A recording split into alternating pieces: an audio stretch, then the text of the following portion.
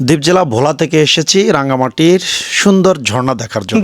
এখন এটা দেখে আমার এখন এরকম গান গাইতে ইচ্ছা করতেছে।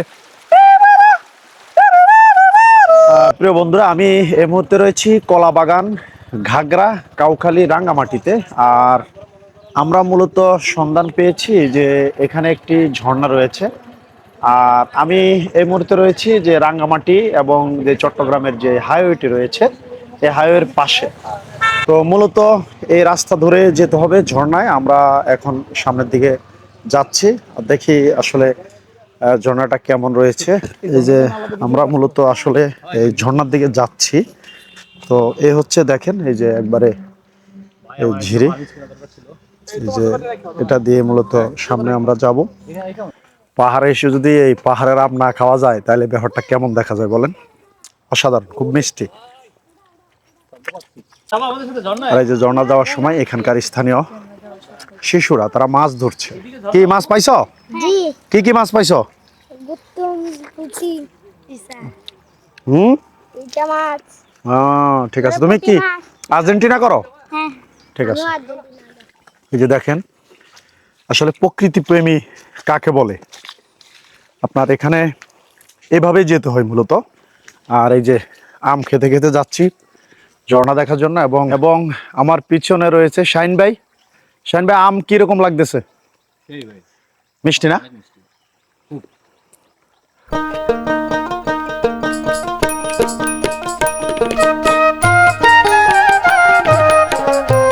এই ঝর্ণার দিকে যাচ্ছি আসলে মোটামুটি 15 মিনিট হাঁটা শেষ হয়ে গেছে। আর দেখেন পাহাড়ের কত সুন্দর দৃশ্য। সত্যি কথা, এখানে আপনি না আসলে বুঝবেন না যে এই পাহাড়ের সুন্দরটা বাস্তবে আসলে কত সুন্দর। শুধু ঝর্ণা দেখলে হবে না, একটু কষ্ট করে হাঁটতে হবে।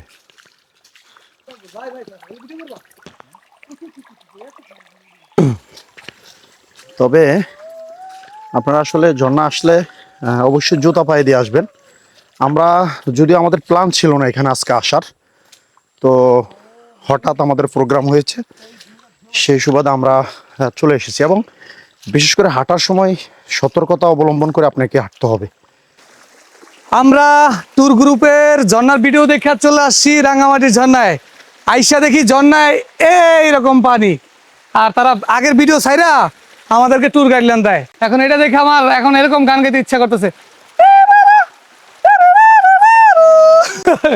এই হলো ঝর্ণার অবস্থা। কখনো ভারী বর্ষা না হইলে এখানে আসবেন না, আসা একদমই দরকার নাই। ভারী বর্ষা ছাড়া ঝর্ণায় একদমই পানি হয় না। অতএব আগের ভিডিও ছাইরা কাউকে বিভ্রান্ত করার দরকার নাই, ঠিক আছে? আমরা যারা ট্রাভেল করি বা ঝর্ণা ভালোবাসি তারা আইসা এরকম হতাশ।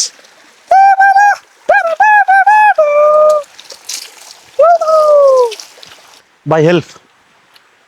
হ্যাঁ, দেখেন আসলে ট্রাভেল করতে কষ্ট কত, আর এই প্রকৃতি সুন্দর দেখার জন্য আসলে একজন ট্রাভেলার হিসাবে কত কষ্ট করা লাগে। যদি এখনো ঝর্ণার দৃশ্য আমরা আপনাদেরকে দেখাতে পারি নাই, সামনে রয়েছে।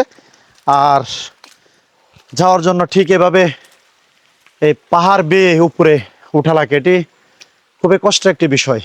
সাথে থাকুন।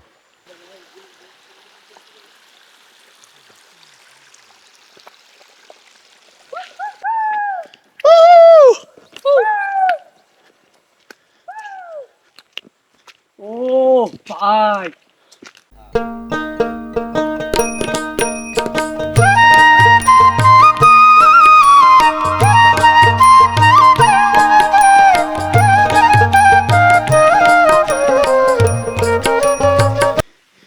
এটা হচ্ছে মূলত এই ঝর্ণা দেখার যাওয়ার দৃশ্য। দেখেন মানে একবারে বোঝাতে পারবো না যে কি অবস্থা রয়েছে।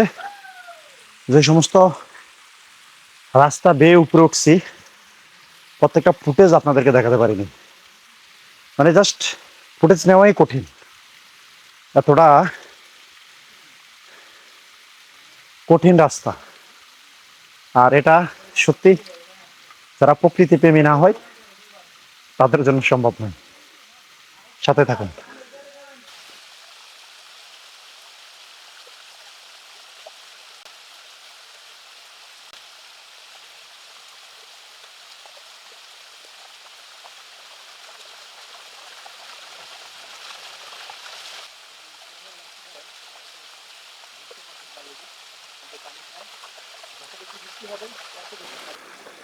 ভাই কত ভিডিও আপনাদেরকে দেখাবো বুঝতে পারছি না।